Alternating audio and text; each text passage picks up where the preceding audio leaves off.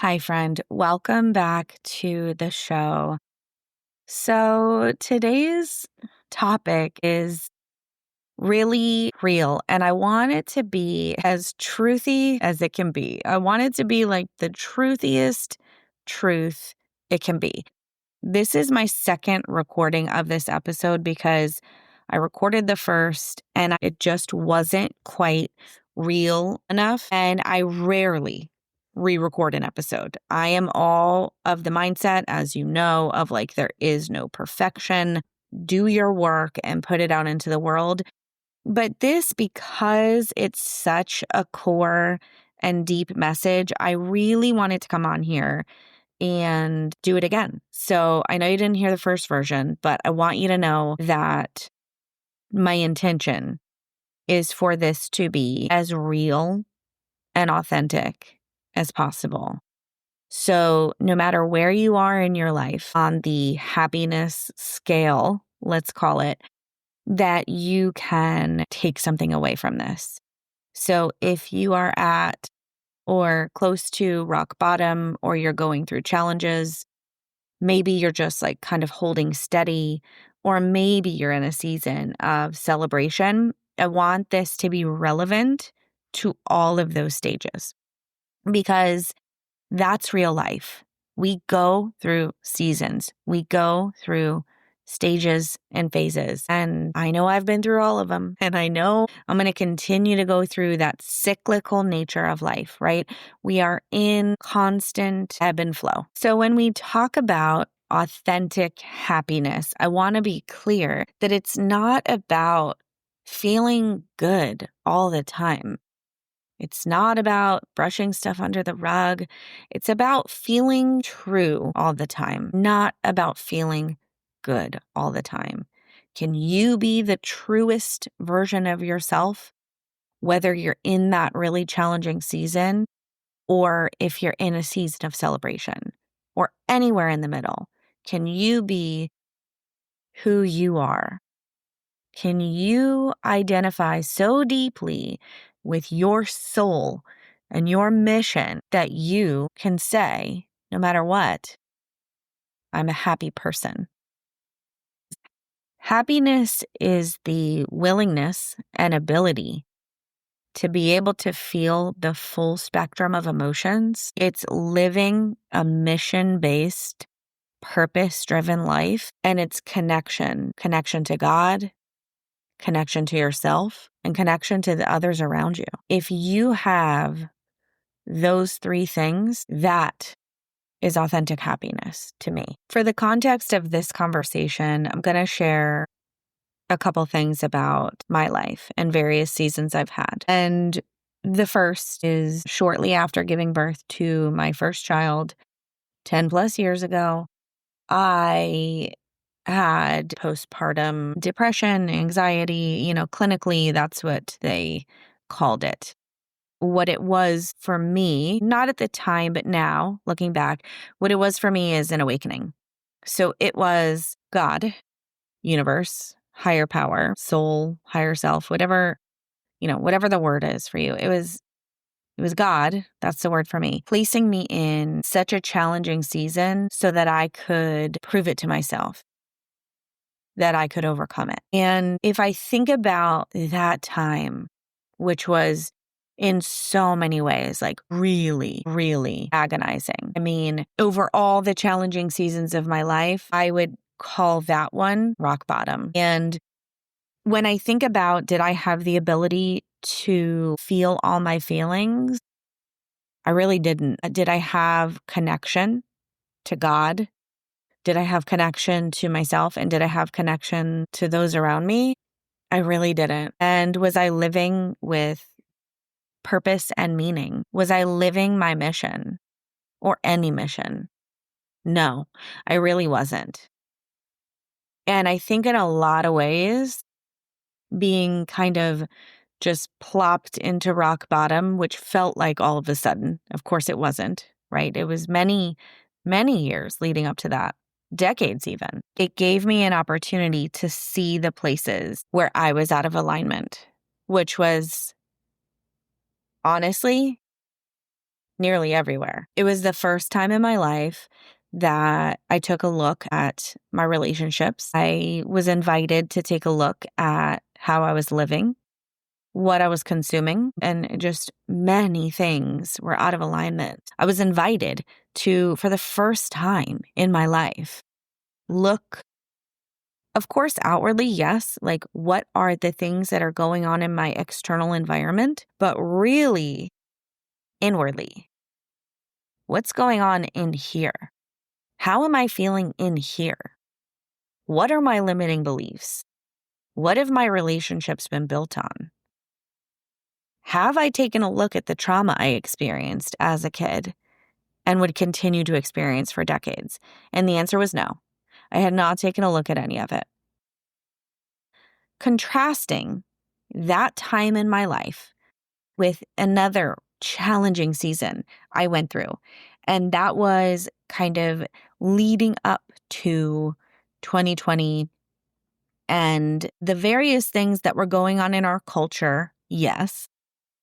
So the lockdowns, the face masks, the medical interventions that I didn't want to be a part of, these experiences that I was having or perceiving they really tried me. They really tried my faith. And up until then, I was hosting the Happy Mom Show. I was talking about how, happiness is the ability to feel the full range of emotions. I was talking about mindset work. I was building a business. I was really out there in the world. And 2020 happens, right? And I have an opportunity to look around, to make some choices. And the choices I made were challenging choices.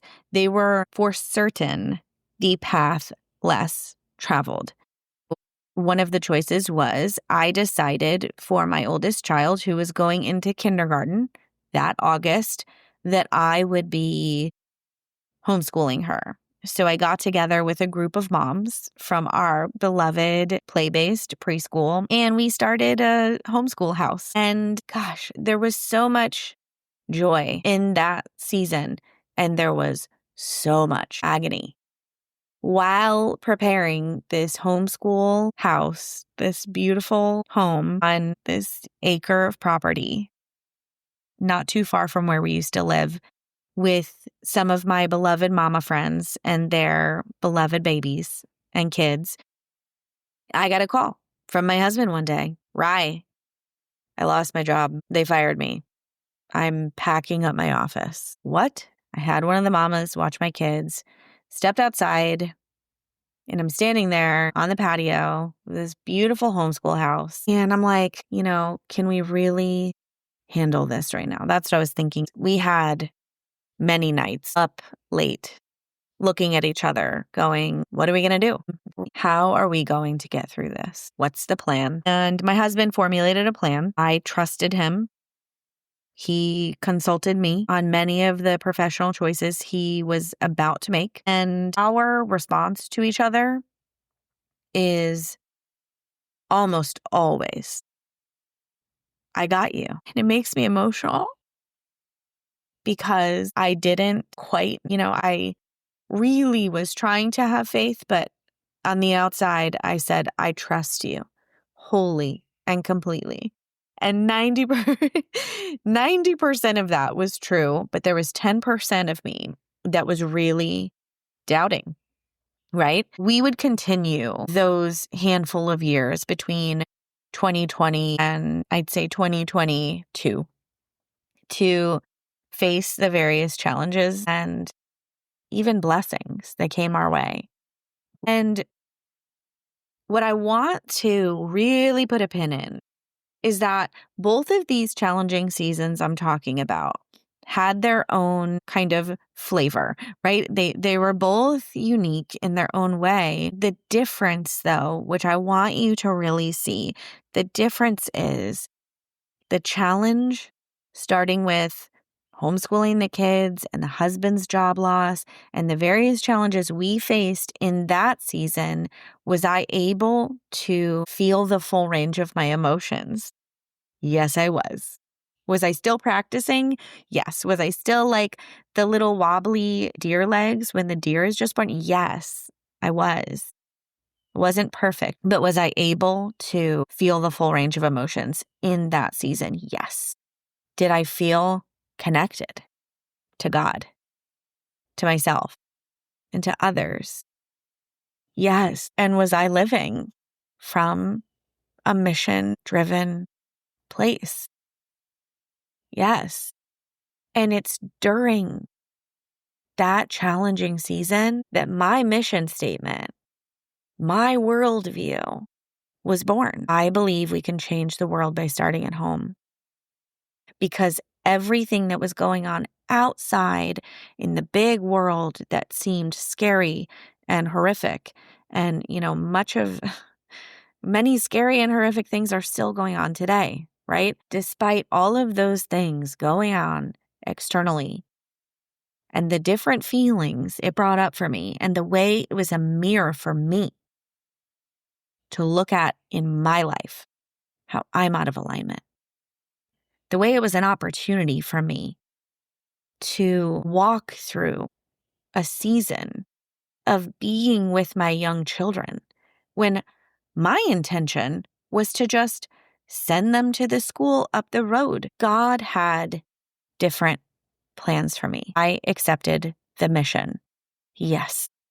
Homeschooling was one of my favorite seasons with my kids, and it was also one of the most trying. Many nights I stayed up crying, thinking, I'm not made for this. I'm not strong enough for this. I don't know if I can keep doing this. And of course, ultimately, we decided that what's best for our family, everybody's highest and best, is for them to be in school now. And that decision was a decision that was made really based and rooted in love. We've mistaken happiness for achievement in our culture, but true happiness is alignment. Some challenging seasons are there for us so that we can get recalibrated, so that we can realize what we are meant to do. So we can really shift this definition of happiness that we've been handed, which is just be positive, or brush the hard stuff under the rug, or everything is butterflies and rainbows, or it's all good,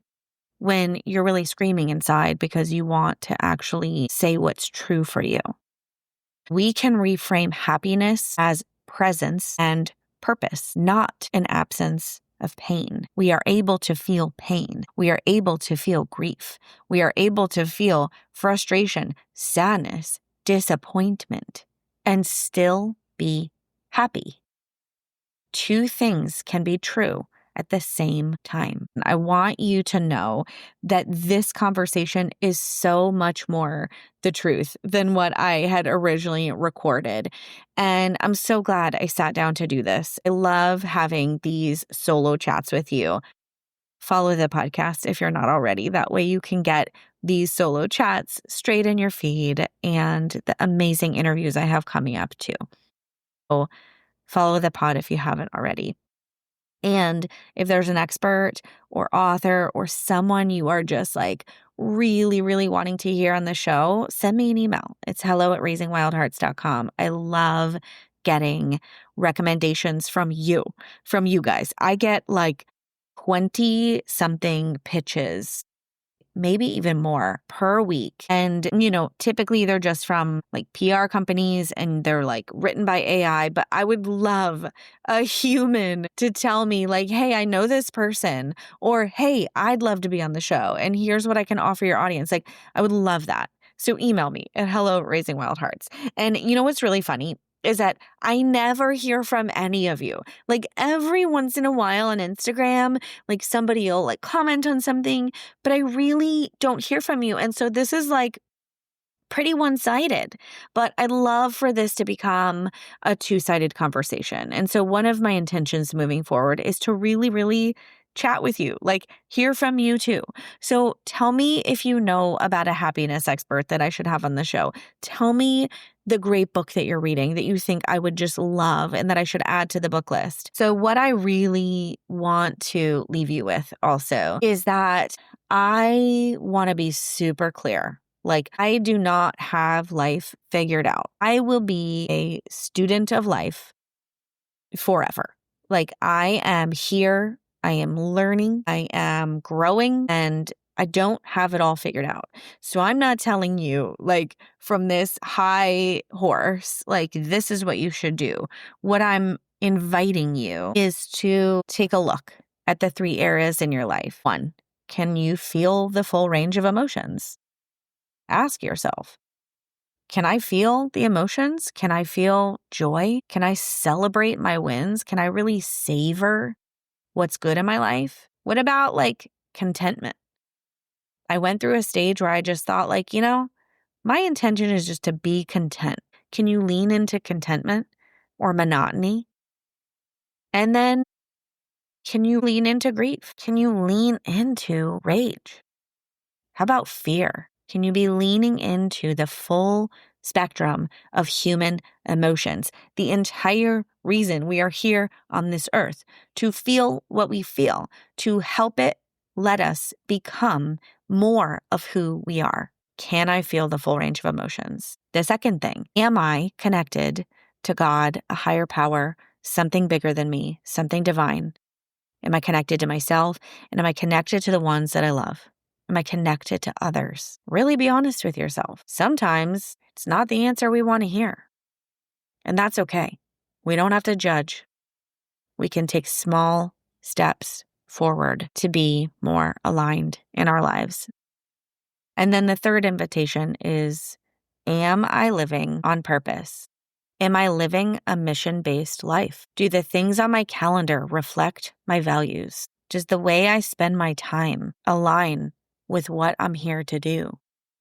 And if you don't know what you're here to do, that's okay. But I'm going to tell you, because I've walked through it, the only way you're going to find your purpose, you're going to find your mission, you're going to feel more aligned is by taking action, not by thinking about it, not by reading another book. And I love a good book, but, journaling, talking to people, taking small, courageous action, taking risks, making the art, building the business, doing the thing, having the conversation. That is how purpose starts to become more clear.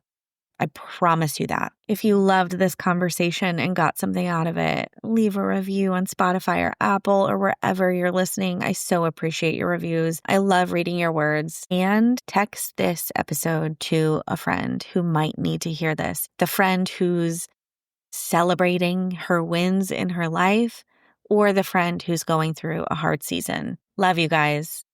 And until next time, go love someone well.